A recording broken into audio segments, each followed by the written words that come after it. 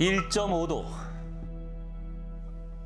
과학자들은 화석연료를 본격적으로 쓰기 시작한 산업화 이전보다 지구 평균 온도가 1.5도 높아지면 지구가 돌이킬 수 없이 뜨거워지는 방향으로 갈 수밖에 없다고 경고합니다.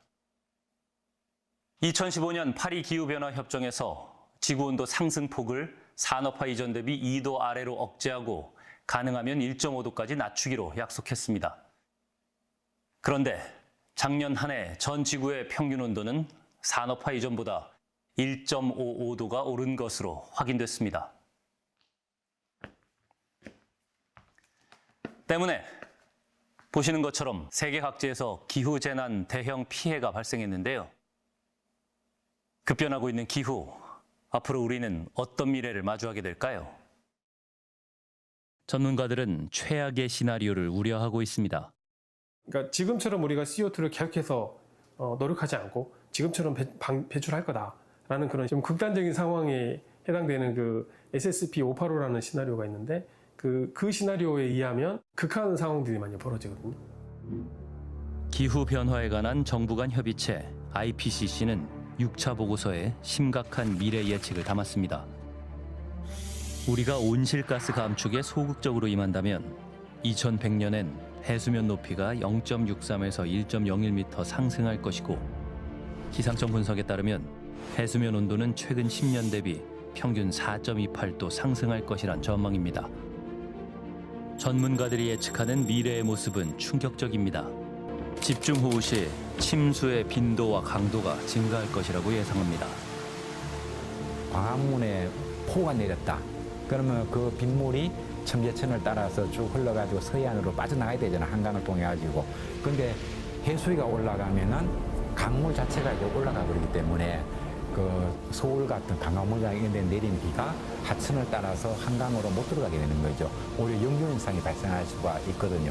비가 오면 과거에는 뭐 이 정도 비로는 침수가 되지 않아라고 생각하는 그 정도 수준에서도 도시가 침수가 되는 이런 현상이 발생을 하게 될 것이고요.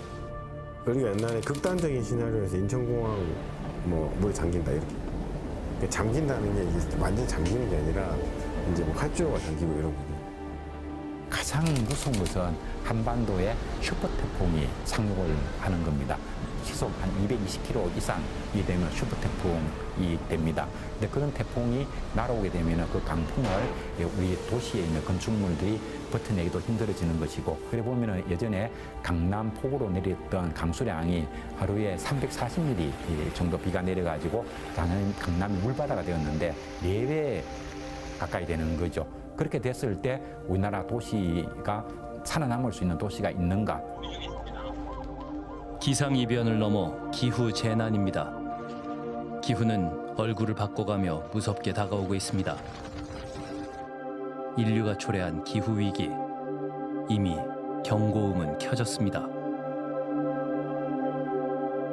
되돌리긴 굉장히 어렵겠죠. 단지 완화할 수 있는 방법밖에 없습니다. 그러니까 우리가 조금이라도 좀 노력을 해서 온실가스 농도를 좀 줄일 수 있도록, 물론 증가해 가겠지만 그 증가 속도가 조금이라도 늦춰질 수 있다면 티핑 포인트가 나타난다 하더라도 어마어마하게 무서운 얼굴로 나타날 수도가 있고, 그보다 훨씬 작은 얼굴로 우리가 나타날 수도 있는 겁니다. 우리나라는 기후위기를 벗어나기 위해 어떤 정책과 대응 방안을 마련하고 있을까? 이에 대해 환경부에 물었습니다. 환경부는 재생에너지를 확대하고 화석연료 사용을 줄여 온실가스 감축 목표를 달성하겠다고 밝혔습니다. 더불어 기후재난에 대응하는 예보체계를 구축하고 기후에 적합한 품종, 재배 기술 등을 개발해 기후위기에 적응해 나갈 것이라는 입장을 밝혔습니다. 이거는 진짜 흔들리면 안 돼요.